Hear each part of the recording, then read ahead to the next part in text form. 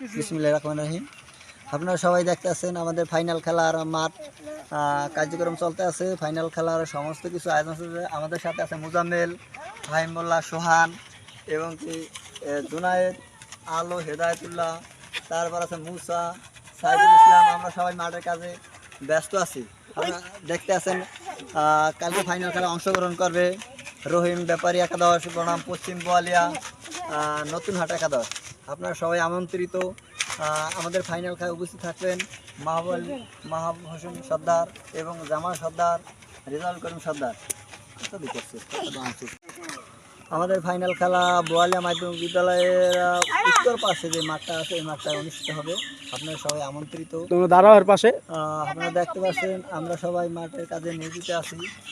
আপনারা সবাই আমন্ত্রিত এবং কি 9টা 30-এ আমাদের ফাইনাল খেলা অনুষ্ঠিত হবে। তাই আপনারা সবাই আমন্ত্রিত। আমাদের মাঝে গণ্যমান্য ব্যক্তিবর্গ অনেক উপস্থিত থাকবেন। আমাদের এই মাঠ কার্যক্রম শুরু করতে গিয়ে আমাদের অনেক কঠোর পরিশ্রম হইতেছে। আপনারা সবাই দেখতেছেন মাঠে কি অবস্থা, কি পরিমাণ মাঠে পানি দিতেছে। হেদায়েতুল্লাহ কি পরিমাণ কষ্ট করছে আপনারা জানেন না, ঠিক আছে।